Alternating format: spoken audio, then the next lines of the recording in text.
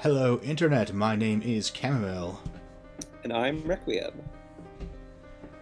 And we're playing World of Horror without sound. Because Discord streams and Max hate each other ferociously. Yes. I know a couple of great old ones pop up in Persona. And there's the anime that takes the great old ones and turns them into cute anime girls, which is probably the closest we'll ever get to Lovecraft's image, his vision of how his world should be. I like Mizuki's thing where she's like, what a strange world we live in where, in order to get ahead in the music industry, I'm trying to thwart an ancient evil seeking to devour the world. So I like that motivation.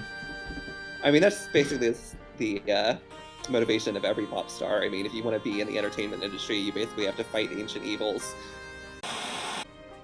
Kuji, Mimi, who's a medical student. Finally, a way to put into practice everything you've learned so far. I would not anticipate most of it's like, a doctor comes to this doomed town. It's like full of injured and sick people. And they're just like, hooray! For this game, I'm going to suggest that we play Eiko for two reasons. Number one, I feel like she's the strongest character. But also, she is a final girl. So at least a couple of these are public domain Lovecraft gods that are nevertheless renamed.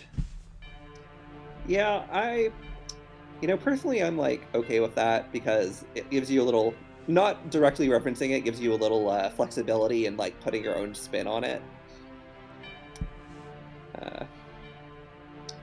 People have expectations for when you say something is Cthulhu that aren't even necessarily true to what is actually in Lovecraft. That's true. People expect Cthulhu to be invincible, despite being canonically invincible and vinced. He's vulnerable to boats. Yes. I will one day make an argument that Cthulhu should be chaotic good in Dungeons & Dragons. I mean, that involves interacting with the Dungeons & Dragons alignment system, so I cannot follow you down that path. I will go mad from the revelations. Probably nothing bad going in here. It's locked for some reason. Probably not important. Yeah, I feel like you usually put multiple padlocks on something where a lot of good things have happened. Watch some local Japanese news. There's a ramen shop with ramen that can cure any health problem. That probably won't come up in the game at all. I'm sure everything is fine. A ramen shop where it can cure any health problem. That is definitely the only unusual thing in that news report. Nothing else notable in that. If you're listening to this as a podcast, then don't worry. Absolutely nothing else weird about this ramen shop was... So what we're going to do is we're going to have 5 random mysteries to choose from. We're going to investigate them. And after we complete 5, nothing happens. This is basically a slice of life game, It's like a Iran High School Host Club, Right, so we can do the alarming account of abnormal arms, freaky feature of found footage, macabre memoir of morbid mermaids, sorrowful saga of the Moonlight Sailors, and vicious verses of a violent vigil.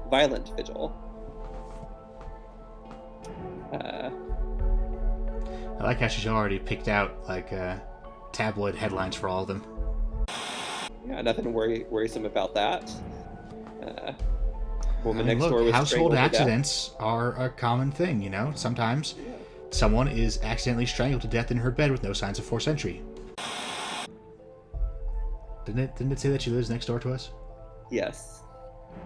Why do we have to get the apartment plan to compare it with other flats?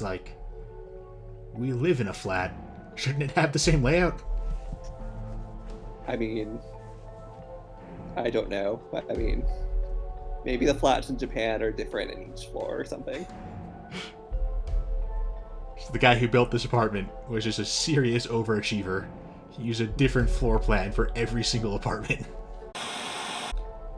By the way, I noticed that we've learned a new spell, which we've decided we're not going to rely on very much, but nevertheless, the spell we learned, apparently just for looking at the weird mysteries around town, was skin removal.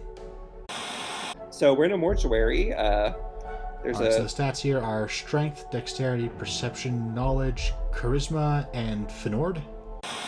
My immediate instinct is, well, let's go ahead and search all of these things. It feels like we could do all of those, particularly if we save the dissection table for last, since that is obviously the one that's going to kill us. But if we can only pick one, then let's skip right to the one that's obviously going to kill us and pull the cloth off the dissection table. That was a charisma check. What? We were unable to persuade that cloth to get off of the dissection table. That's too bad. From investigating the hospital, we've learned something interesting. They have a specimen with elongated arms and jellified bones, but I'm sure that has nothing to do with the mystery we're investigating. Yeah, no, I mean, we're investigating a mystery that we have preemptively titled The Alarming Account of Abnormal Arms. So I see no way in which weird arms could be relevant. We don't have a shovel, so we can't hit them in the face with a shovel. Well, then what are we even doing in the cemetery? Somebody left a note for us, and it's a tombstone marked with red string. That's probably a reference to something. You know the Japanese have the red string of fate that ties you to your loved ones. But in Slavic folklore, you see red string connected with vampires a lot. Oh, hey, preacher's calling us. What should we do? We should hang up immediately. Nothing good ever comes from talking to televangelists. The ventilation shafts are kind of oddly placed, but they're too small for anyone to crawl through, so it's probably not a big deal. Yeah, no, that's definitely not a way that this guy could have gotten it. I mean, in order to get in through those ventilation shafts, this guy would have to have had, like, some kind of weird elongated arms with, like, jellied bones or something, and, I mean, that's clearly ridiculous, so... Oh, we tripped on the stairs. Oh god, a homeless guy. So this woman is covered in blood that came out of her shower head. Chamomile, what should we do? Well, I'm pretty sure calming her down is going to be a curse. Oh my god, our Finord has bottomed out. I think there was also an anime where it was a horse racing anime, but the horses were cute anime girls. That sounds like a thing that could be real. I can't tell if you're fucking with me. Yeah, normally being watched isn't a good thing, but this one is giving us money, so I'm okay with it. Wonder what our curse is. Oh, we have holes! Holes are appearing all over our body. Oh, good. Oh, we're turning into Yeah, we're turning into Jane Prentice. This is fantastic. Yep. Yeah. This game is set in the Magnusverse. The Uncanny Valley, which it's a form of the walking corpse, is a form of disease. Freud had like a different explanation for why things were kind of unsettling. Because mannequins don't have penises, which makes us fear the loss of penises. I mean, that would be an explanation. I don't want to say that would not be Freud's explanation. Oh, hey, somebody's trying to get in. That's... I don't remember ordering anything. Oh, hey! It's our friend. So this guy just showed up and tried to kill us with a baseball bat? Yes. It's fine, we killed them. I guess, let's check out that boiler room. That always goes well in slice of life anime. Oh, so he's just already dead. So, well, mystery solved. Yeah, so cool. I was worried there would actually be, a living murderer that we would have to, with stretchy arms, that we would have to do something about. But yeah, no, this was just... We could have just stayed home. Hello, Internet. My name is Chamomile. Yes, and I am the Mater Suspiriorum, the Mother of Sighs. What happened to Requiem? I choked him to death. Normally, in the mysteries, you can take a bath, and that restores some of your stamina and reason for free, but the water is black and oily and glistening, and we're not going to take a bath in that, so that is not great. They do give us a quick shot of our, naked schoolgirl taking a bath in the shot in which they tell us we can't actually take a bath, so... Yep. So the important function of that feature is still here. All right. I guess we'll just, investigate a mystery. Just some good old Scooby-Doo hijinks. It's going to turn out to be a petty local criminal in a mask. Yeah. That's how it always is in Scooby-Doo, except for the movies that came out in, the 90s. Which are surprisingly good, but... Yeah. Kind of shockingly. Much better than the live-action movies. Yeah, they reached that high bar. An ooze. Oh, we found some deep-sea fish, and it's really cool, so now he's obsessed with it. That's cool. Let's go look at the cool fish. Oh, he's just disappeared. That's too bad. It means the fish is up for grabs, though, right? Yeah, let's go find that fish. Yeah, it's apparently a really cool fish, so... Oh, they're all getting the cool fish. And they're all disappearing. They're keeping all the cool fish for themselves. Ah, now we found the mystery. All right. We gotta find out where these guys are hiding all the cool fish.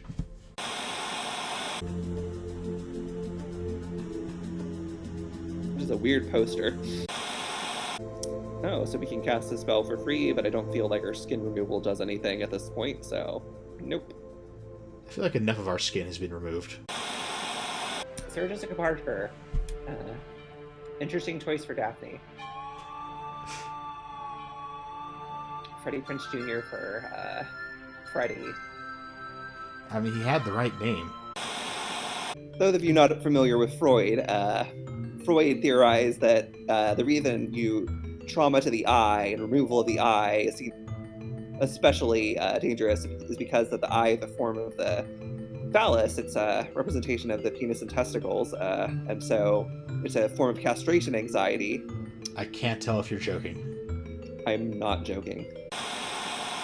And I think Lindsay Ellis actually talked about this with eyes in her review of Independence Day, how and she talked about it in Aliens, the eyes in aliens don't have any eyes. And it gets into this sort of element of the uncanny, that this creature is clearly able to navigate, but it doesn't have this obvious sense organ that we are so dependent on. Right. It definitely makes it seem alien. And it's not just that we are so dependent on it. Most animals on Earth have developed the eye. Yeah. It makes so humans are pretty good at what's called mind reading. We can tell what other humans are going to do pretty reasonably, and we can tell what animals are going to do relatively reasonably. So when you get into something and you encounter something that loses that ability, it's pretty distressing. When somebody's acting erratic, even if they're not necessarily acting actively dangerous, it's a little distressing just from having lost that ability to predict what they are doing. So there's a lot going on with eyes beyond just castration. Freudianism is a pretty major lens of examining horror. That makes me feel sad for the field of horror. He's a pretty interesting literary critic. He just thinks he's doing psychology. Why does this fisherman have a mansion, I think is the question. His wife is mutilated and covered in black marks, but it doesn't say she's dead. She's been killed by a castration metaphor. Oh, so there's a legend about a seamstress who stitches unsuspecting guests together. But that's totally unrelated to these two choices. So do we want to rifle through the cupboard, or do we want to check out that awesome sewing machine? The sewing machine looks fucking fantastic. Let's check that thing out. I will say, in general, one thing I like about Japanese cinema is they are a lot less dependent on musical cues than American cinema. They do not lean as heavily on musical cues. There's the movie Perfect Blue has a scene that was copied in Requiem for a Dream, and in Perfect Blue, it's this woman is in a bathtub and she's just holding herself underwater, and she screams. And in Perfect Blue, there's not a musical cue, but then in Requiem for a Dream, when she starts screaming, this musical cue starts playing, and I actually think it really undercuts the scene. Like, just her screaming underwater works fine without the music. She's a Sukuban. I have no idea what that is.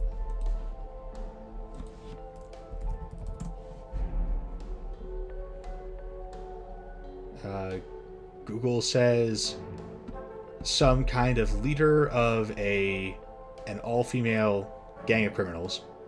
That's amazing. We've started a girl gang. Apparently we've joined a girl gang. I mean... Fujiko gets to be in charge of it, I guess.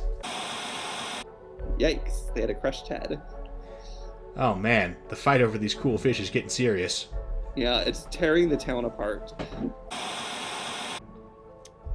So it was these, I guess they turned into these black things. Yeah, I feel like we skipped a page here. When everyone involved is dead, that means the mystery is solved. We are cut off from the outside world. That's usually a sign that it's time to stay here forever. Yeah. Oh, hey, another key. Again, probably not relevant. Unfortunately, no TV. Oh, yeah. It's lame.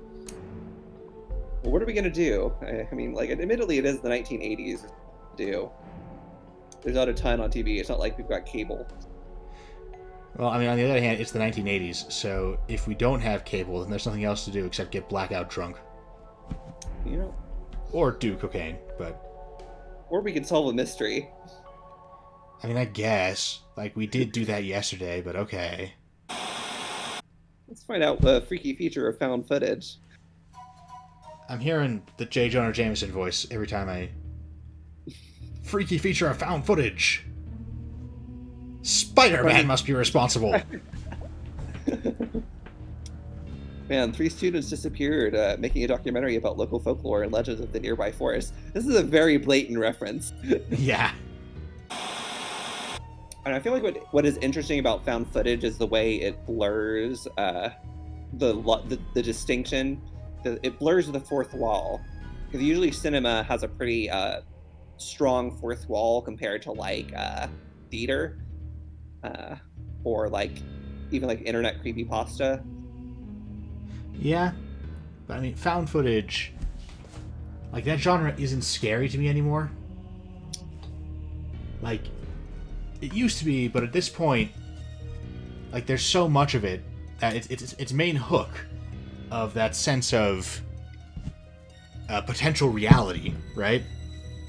That sense of, oh, is this real? Because it's intentionally recorded in such a way that makes it seem that makes it seem like it's a real thing that people have literally just found. But, like, you know, the internet has done so much there's so much found footage horror on YouTube now that, like, my subconscious has kind of accepted that, oh yeah, found footage is always fictional. That's like, I feel like the thing with the Blair Witch Project was it only really worked because like, it's not really like a great movie in and of itself.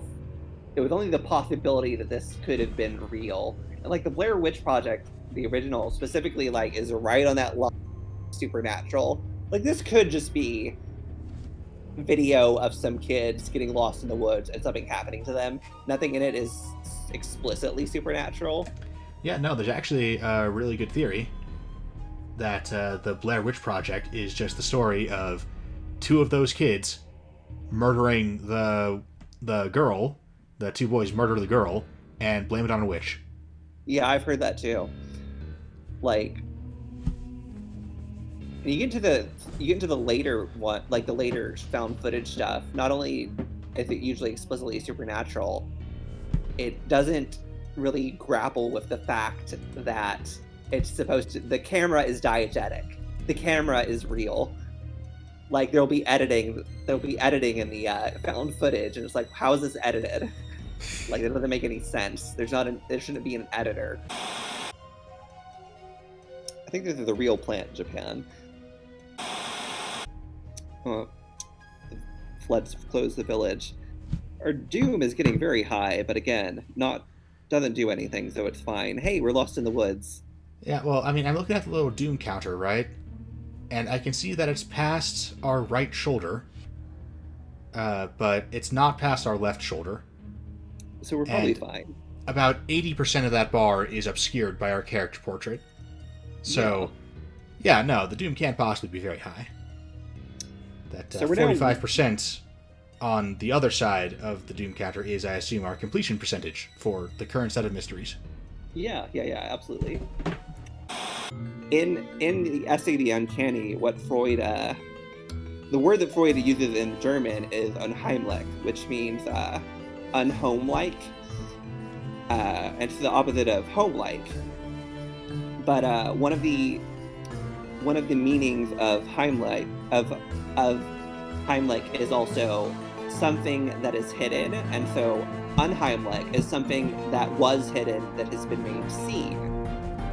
So a store after hours is something hidden that has been made seen. That's why it's unsettling. It's you're seeing something that you're not used to seeing that is still familiar. Yeah, no, it's seeing your teacher outside of school when you're like 12 years old. Yeah. It's like that is unsettling. Like, not, horrifying unsettling, but it's uncanny. Yeah. PT had this ending sequence. It had where the corridor you were in was absolutely freaking out with all these crazy eyeballs and stuff like that, and I found that extremely frightening. Like, that is one of the only horror games that has actually made me hesitant to go forward for how scary it was. But if it had dumped me into that from the start, then like Agony did that, where it's just you're dumped into this body horror nightmare world from the beginning, and I liked that game, but it was very much a sort of like, oh, this is cool. Like, this is my jam. These halls are all made out of human flesh, and there's bones protruding at horrific angles. Alright, let's look inside the hole. Gigantic eye. Let's, you know what? Let's just faint. Hello, Internet. My name is Chamomile. And I am also Chamomile. I mean, I asked myself, what is the one thing that could make this podcast better now that Requiem has been strangled to death and the mother of Sighs has been arrested by the police? And the obvious answer was, I just need another Chamomile who sounds exactly like Requiem and also the mother of Sighs. Yep. I mean, aren't you glad that you perfected that cloning technology? I mean, people told me, when are you ever going to use this? And, I responded, the potential applications are both obvious and extremely varied. What the hell are you talking about? And I found kind of a dumb one, I'll admit, but I stand by the original statement. Yeah, and I'm definitely not planning on murdering you and replacing you. I mean, good to hear, because that was like my number one concern going into this. Yeah. Do not go in your closet, just for no reason. There's nothing in there. I think you've overestimated the size of my closet. That's the complete poster of it's just a cross shot. No, it's just a poster of someone's crotch. Like, if it was like a poster of a full person who is dressed kind of scanty, then that would be like real obvious. Like, okay, either Aiko really looks up to this person, or we found which way she swings. Either way, whatever. But like that poster, who makes that poster? So there's just the dead guy in the gym? Yeah, it's Japan, that happens. Well, the town has no television right now, so... Yeah, so it's basically the Purge. Like, and all of the vampires except one are male. I think Starla is the girl's name.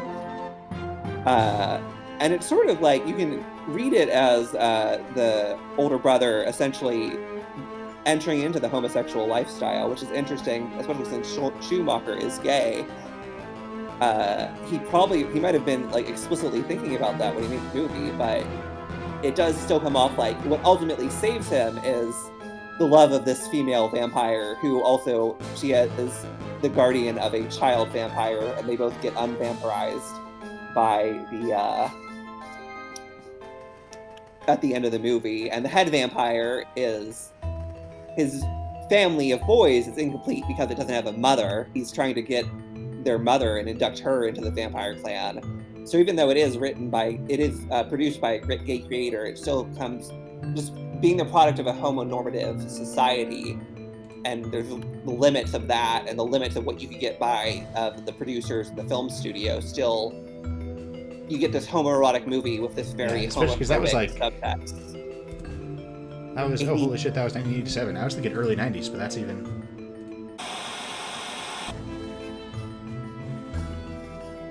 Oh hey, cool fish.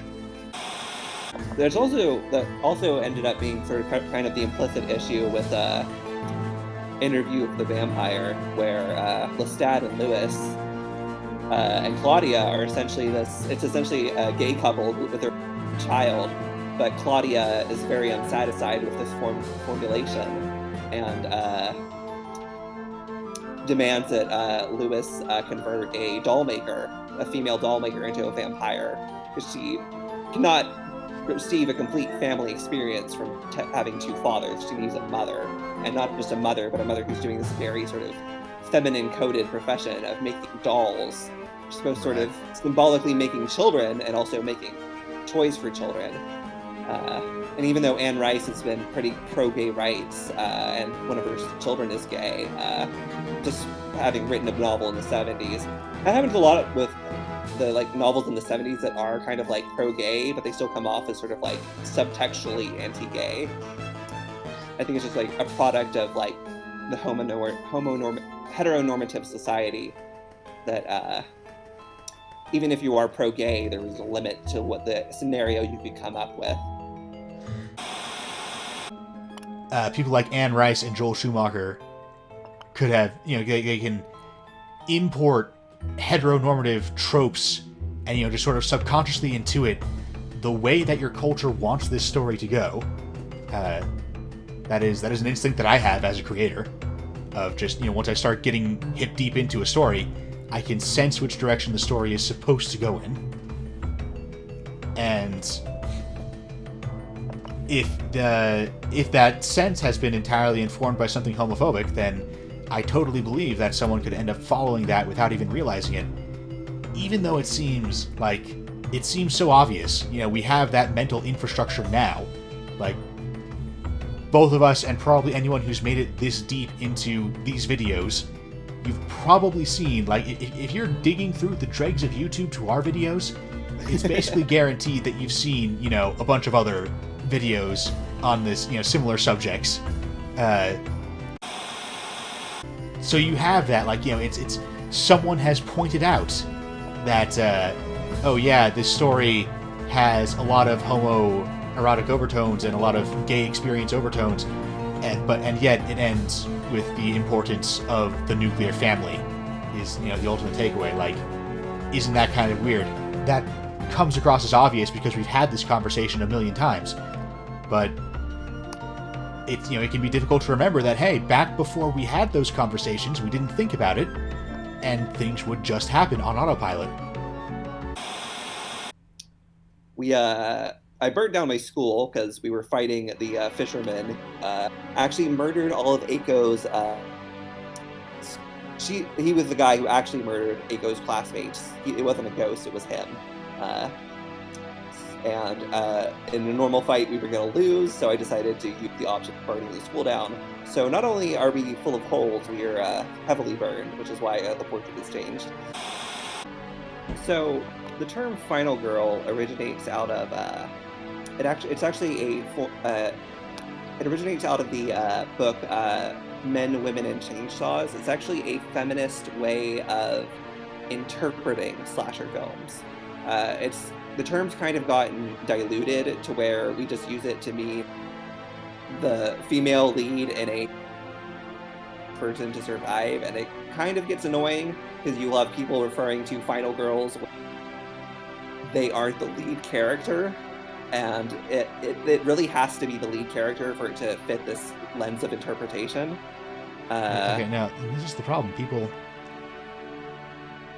this happens all the time, where someone comes up with a misleading name for a concept, and then everyone gets annoyed when it gets used improperly. Which, like, I feel you, but the internet has been around for 2.5 decades now. You should be used to this. Like, you should know how this works. The meme is the message. If the meme you're using does not obviously conjure up the concept you're trying to get across, then it will be diluted as it spreads. So up until this book was written, the idea was that the belief was that slasher films were about reveling in violence against women. That you see these women suffer and get killed and be tortured by these slasher characters. And the author of Men, Women, and Chainsaws put forth the theory that that's not actually what happens in the slasher film. In a lot of slasher films, you have a female protagonist, and we are made to empathize with her as she suffers and then triumphs against an adversary who is ill-coded. So an example the author gives actually is Carrie. She points out that in Stephen King has talked about Carrie, how when she gets tormented with the girls throwing the bloody tampons at her restaurant, that the reader emphasizes with her and compares it to events like having his shorts pulled down in gym class or having his glasses knocked off by a bully. And he specifically uses those male pronouns.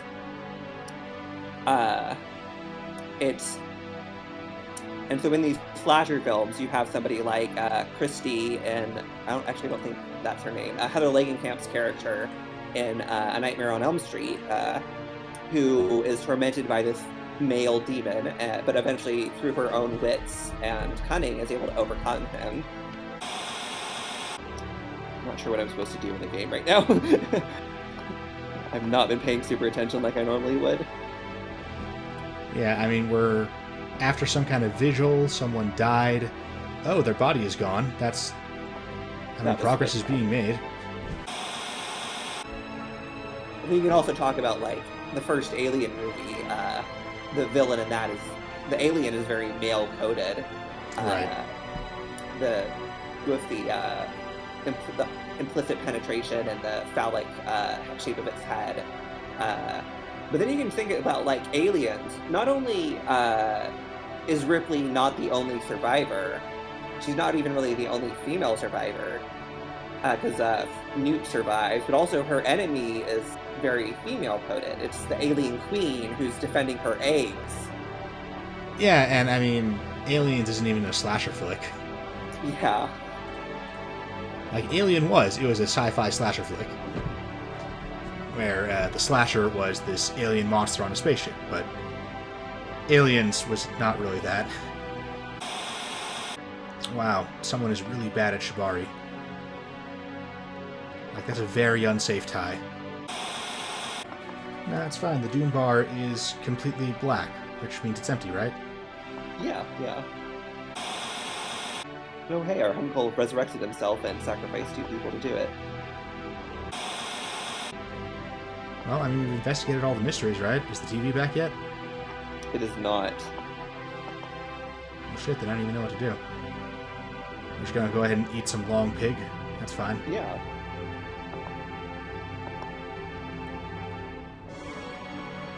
Put a fucking serial killer mask on. That's a very normal thing to do. You know, let's take a romantic stroll to that lighthouse. Just us and the dead spirit of our secret admirer. Oh, hey, these keys do something. Who knew? Oh, yeah, no, they help us get inside the lighthouse with the very good things inside. Yeah. It's our birthday party. It's Aiko's birthday, canonically. I mean, it's been May 31st for like the past 5 days, so. Nothing personal. Nothing personnel, kid. Alright, let's grab these metal rods. Nothing bad could possibly happen. Okay, I was wrong. Well, we'll just have to pull out this plug. Again, nothing bad could happen. Ouch. So to thwart the ritual, all we had to do is like just grab the telescope and move it out of the circle. I like to imagine Aiko doing this just completely nonchalantly. Like, you know, she gets up there, she's like got burn scars, she's hacked up by that guy's knife or whatever, and then like when she gets there, she just like walks over, just picks it up and just turns around, walks out.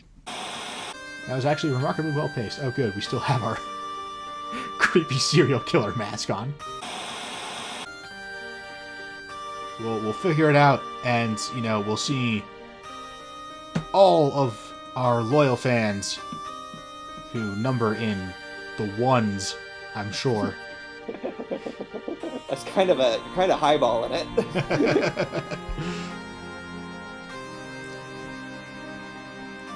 yeah, we'll,